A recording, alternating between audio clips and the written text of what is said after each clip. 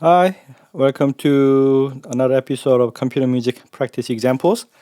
Today, we are going to talk about an album, Forms to Ponder. It's an album that I released a few weeks ago, and it uses the most of the CMPE project we have done so far. So it's like a kind of like a summary of the what we have done so far, and we are going to use apps that has been presented as a part of the CMPE in creating multiple pieces and creating an album.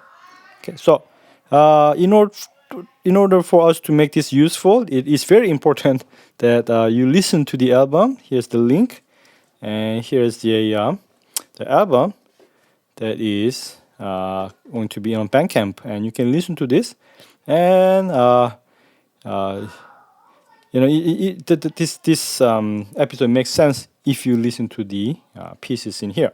So we are going to talk about how this album was made using the CMPE project. Okay, so I want to do this for multiple reasons, and I want to state that before we go further.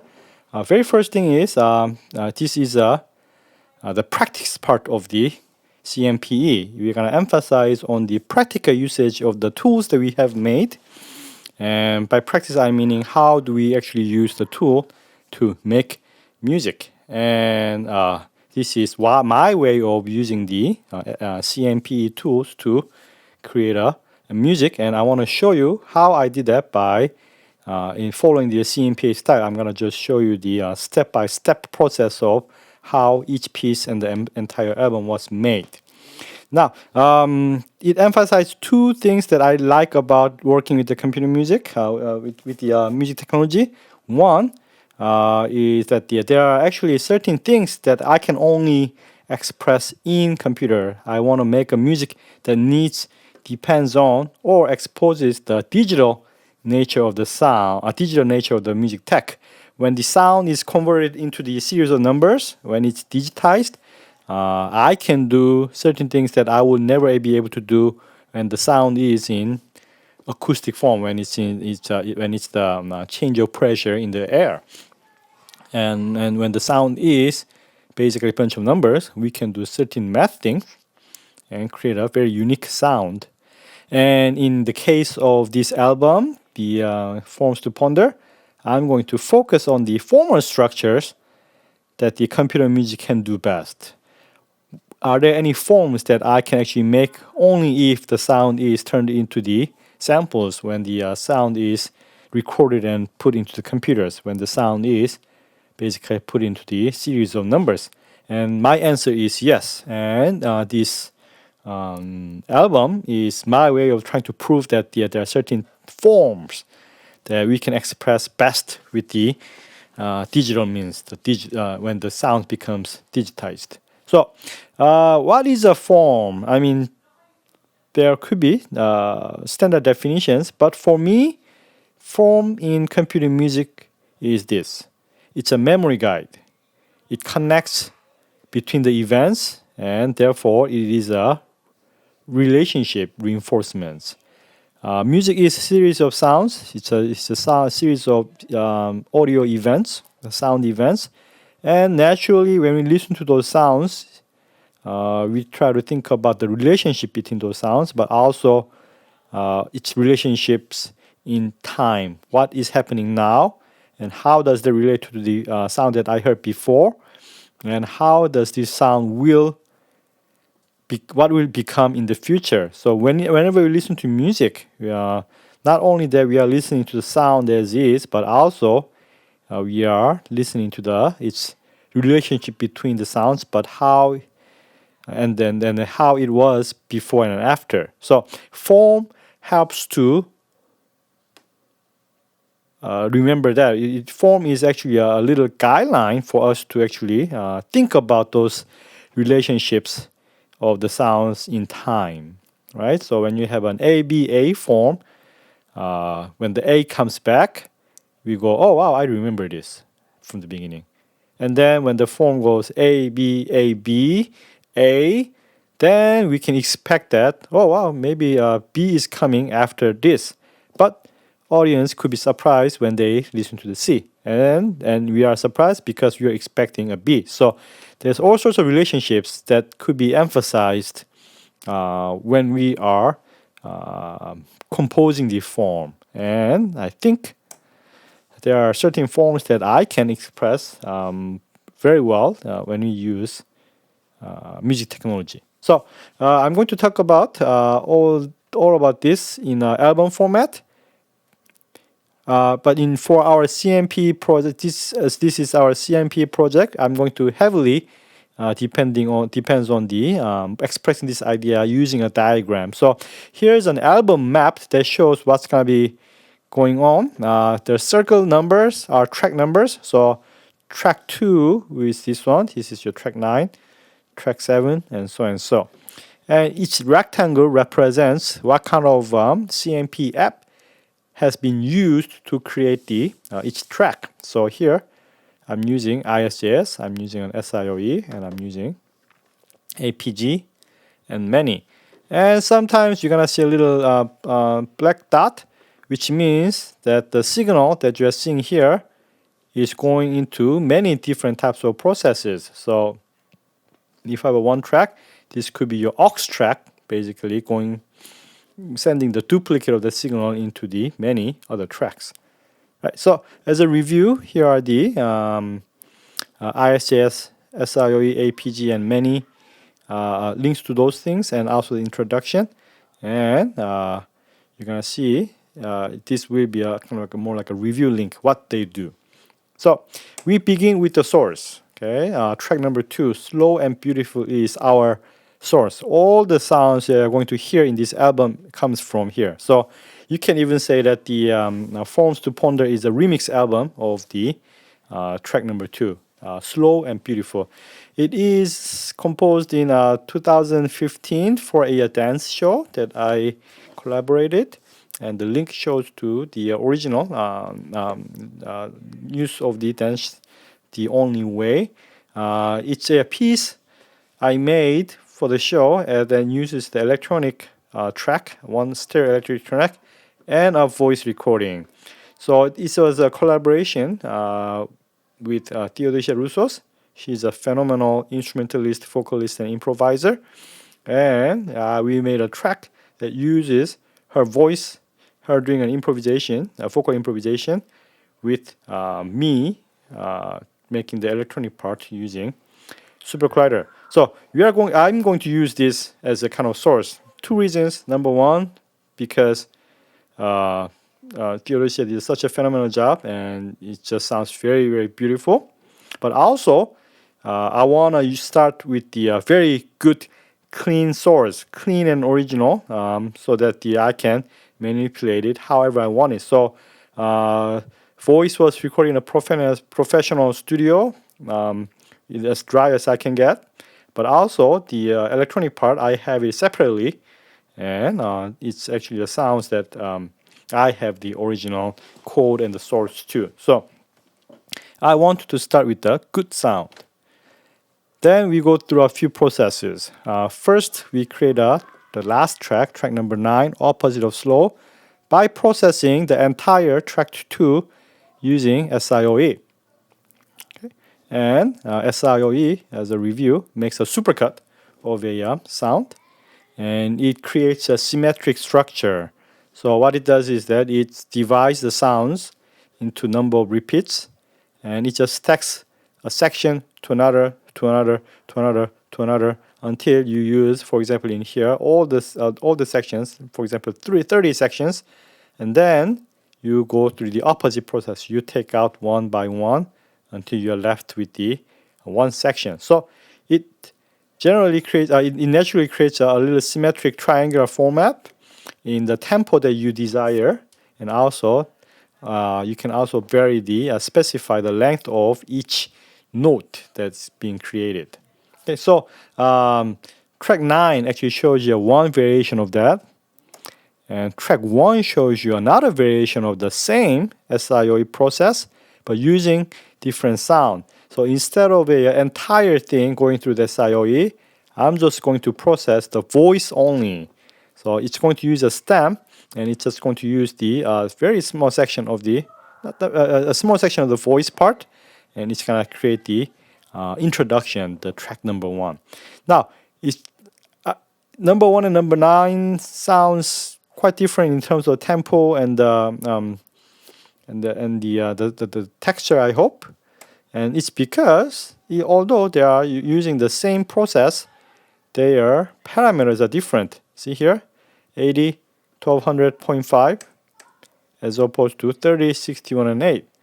Same process with a different parameter, and this is where me as a composer can actually put my human touch in it. It's the same process, but I can actually create a different kind of sound by tweaking the parameter, and that's basically what I'm going to do through the entire album. Okay, so similar process with the tracks, not 8 and 9, track 7 and 8. Sorry, I'm gonna change this later. 7 and 8. Oops. And it goes through the APG, an audio palindrome generator. So the voice samples will go through here, and it's going to create an audio palindrome, meaning that it's going to. Sorry, it's my mouse is malfunctioning a little bit. So we are going here. So when you go through the APG, it's going to create an audio palindrome. And because it is palindrome, it retains the symmetric structure. You can actually have first half sounds similar, if not exactly the same as the second half. And palindrome, sound-wise, it's going to be exactly the same when you hear it backward and forward. And in order to do so, the sound structure, the form has to be symmetric. So what I did here was that I just processed a bunch of excuse me, voice stems through APG, and I picked the 2 best versions that I could make. And it creates this audio palindrome. As you can see in track 7 and 8, the waveform tells me that first half sounds exactly the same like a second half. And if you download the tracks from the Bandcamp, and if you put this into the DAW and reverse it, you're gonna hear that it sounds the same when you play it forward and reversed. Okay, so that's tracks 7 and 8. Okay. Now, as a contrast to the symmetric structure, track number 6, slow to short, uses ISJS to create a more unidirectional structure. So the beginning and the ending will be different, but if you can recall, the ISJS was an improvisation tool. Ultimately, you use your mouse's X and Y axis you move your mouse to create a different and chaotic granular structure. But I modified it. I modified those for the album, so I replaced the mouse control with an envelope. So instead of controlling everything kind of more like a randomized, what I did was I replaced my starting position and trigger rate of the ISJS from mouse to an envelope. So the starting position and the trigger rate actually basically decreases in a very fixed and unidirectional way. You are actually going to hear the change of the sound, and because this is so unidirectional, you can actually refer what has happened before, but also you can expect what's going to be happening. Okay, so the process is very clear at this point, and when you listen to it, you're going to hear the sound becoming kind of slow to what I perceive as a kind of short, and you're going to just hear this and observe and witness this process, and I think it's quite different from the original intent of the ISJS, but one of the main themes you're gonna see in this album is the modification. I will modify what has been before to suit the artistic needs, to make something that I want to hear. And as an electronic musician, we do that in certain level and all the time. And in here, in my case, I was just using and replacing one control to another, from mouse control to a set envelope. So that's your track number 6. Okay, so those are the tracks that I just used the CMP process once. But from here on, I have not just one source, but I have another 4 sources that I can use to create a next step. So, for example, track number 6. Sorry, not track number 6. It's the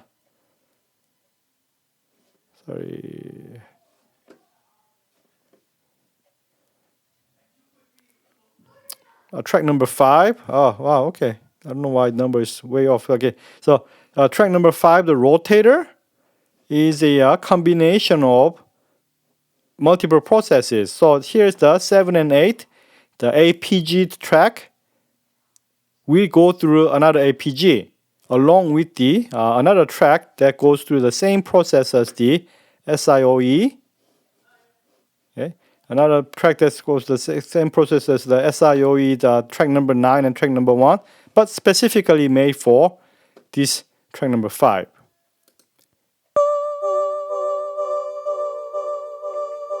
Okay. So as you recall, APG takes in 3 samples and creates an audio palindrome.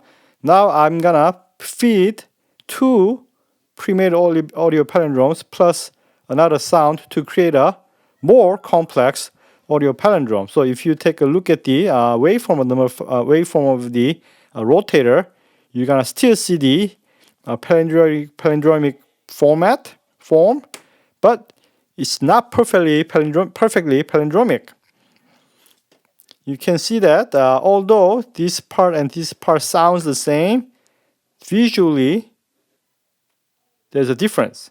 That is because I randomized the panning position. So instead of actually making all the pan positions straight unchanged, so to retain the palindromic quality, I randomized the panning position of each samples triggered because it sounds different. Okay, so I chose to break a little bit of the symmetry in terms of sound to create a sonic variation. Again, a little bit of modification for the sake of the variety of album. Okay, but still, this sequence, the symmetric sequence of the events and the overall quality of the sound is still quite symmetric and has its similar structure to other tracks. Okay. Now, next one is choir number 2. Okay, track number 4, and it goes through a few steps. Let me actually go through this a little bit more. So let me explain what's going to happen here. So here's the sound of the A. Another one. And this one going through the short SIOE. Basically, it creates a one-shot percussion sound. If you recall, SIO only has two modes. One is the a sequence mode where you can create a piece, but also another mode is just create a one percussive sound that just plays the supercut version of the supercut percussion sound of the audio sample that you feed in. And those are basically those A and Bs. I created an SIOE short one using the stem, but also I made a little short version using the intro. So intro actually has a more reverb-like quality than the dry sound. Okay. Yeah, and it's gonna get more reverby if you make a SIOE or SIOE. Okay. Now, after that, I'm gonna process this through a reverb pad many. So by the time you're gonna see this presentation, you will see that this will be linked to many app and the CMPE presentation. But it's basically, it creates a melodic pad using what I call infinite reverb. And when I process these 3 sounds using many, it sounds something like this.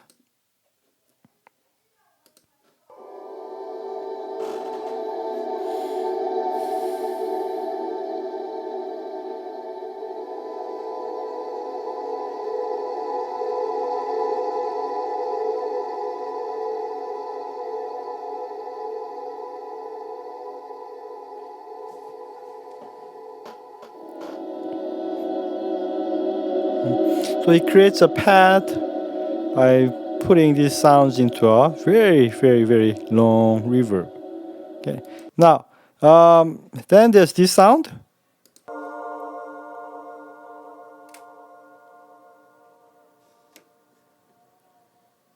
I'm sorry, I actually pressed this one. I wanted to show you the fourth one.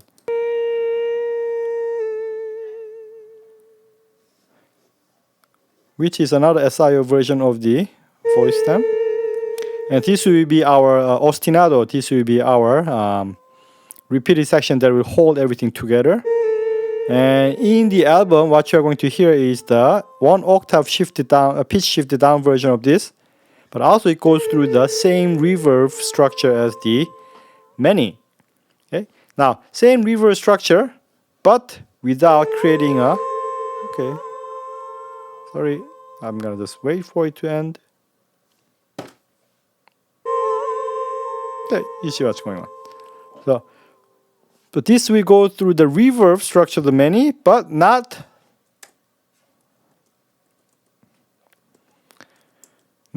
through a lot of things that the many actually does, like amplitude envelope, stereo to mono detector, and also making a pad out of it. It's just in a way I modified it so that it just sounds like a plain long reverb. But I wanted this to hold everything together, and therefore I have the step E that processes the C with a modified reverb patch many. Okay, good. So now the last track I made is here, number 3, choir 1, and it goes through a few things. First, well, it's going to be a lot of SIOs. So first I do SIO of the master track. So basically track number 9, but different kind of version here.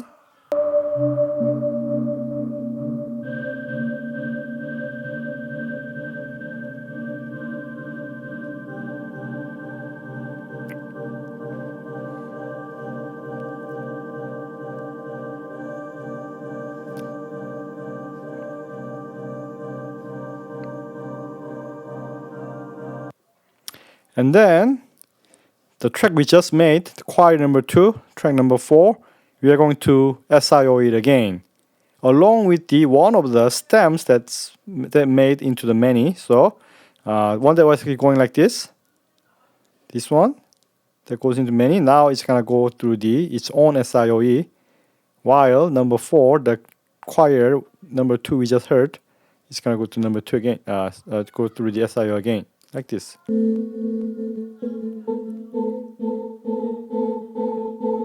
And another one like this too. Now, notice that when I play the third sample, it's gonna be twice as slow. In other words, if this is the quarter note, okay, other two are twice as fast. So if this is quarter note, the other notes are actually in eighth notes. Now, we're gonna SIOE the track 7 and 8, and to create a 16 note texture.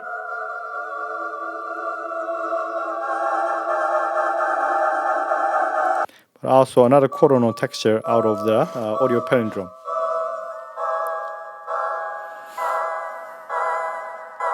Okay. Now, when we put this together, just like this, I can kind of simulate by just playing this.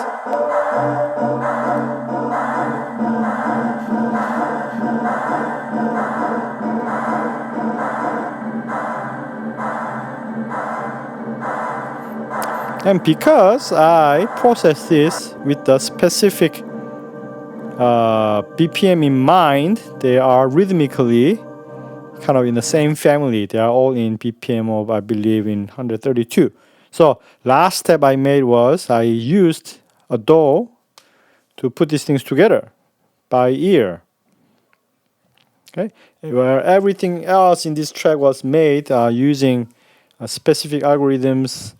In SuperCollider, track number 3, choir 1, I'm using SIOE and all the samples as the sample to be processed and put together, not processed, sample to be put together in a DAW. Okay, so this is the little picture snapshot of DAW section. And all I did was just put this together, put them in different volumes, and then have a fade in for smoother transition. And that's what you're going to hear in track number 3. And that's it. That's the whole 9 tracks that you have. You can listen to in the album. Now I want to emphasize that the order of the creation is not necessarily the order of the presentation. Right? That's why I made whole this album to show that certain tracks that I made at the beginning is not necessarily the first thing you're actually hearing. In fact, one of the first tracks I made is the last one you are going to hear. But the way I created it is quite different from what you're actually hearing. And I think it's a very personal choice. I want the audience to have a best listening experience with or without knowing what is going on in the production process. The order I made was what I thought as the best listening experience you can have with those 9 tracks, and it's very subjective and personal, and it's not so like formally structured. Whereas all the tracks and the sounds and even the tools are, very formally structured. So that's basically what I wanted to do. As an electronic musician, I have 3 jobs, right? One is performer, another is the composer, but another one is the instrument maker. And I can try to make sense out of what I'm doing by reinforcing and re-emphasizing on a specific idea in the level of performance, composition, and also instrument design. So in this case, I focused on the structure so that to show that the tool, the things that I made in the CMPE, may suggest the form, and conversely, the form that I like could suggest a tool that I want to make. SIOE, I wanted to make a tool to realize the form that I want to create. But also, like programs like ISJS inspire me to actually make a specific form and the specific performance gesture that I want to create. So what I'm trying to say here is that the electronic music production and composition entails all, like in terms of like instrument development, composition, and even performance. Okay, and ultimately, just like any other albums of the artist, it's my personal search of a unique sound, and in more specifically, it's a personal search of uniquely electronic music. What can I do in an electronic format that I cannot do in any other in any other format? Are there any forms? Are there any sounds? Are there any performance practices that I can only do with the computer or with a specific tool? And this part of the CMP is a way of my saying that there are a lot of things that I can do only in computers, and they are quite fun. So these are the products that I have created for CMP so far, and it creates music. It creates an album. In fact, this is my 4th collection of the sounds that I have created with the CMP projects, RMHS album, ISJS album, and the collaboration with the Starkey, and now FormsToPonder. And also you have these tools to create your own version of sound using similar process. But just like the way I show in these tracks, same tool can create all sorts of different kind of sounds. And I think that's the fun part of creating computer music. Right, that is it. I'm going to take a little break of the CMPE with this one. I think this kind of serves as our little conclusion. And then when I come back, I'm going to show another aspect of computer music that I really, really, really love. That's a little bit different from, let's say, forms or the sample manipulation that you have seen so far. So thank you again for listening to CMP project and FormsToPonder. And I hope to see you in a few weeks with another episode of CMPE Computer Music Practice Examples. Thank you.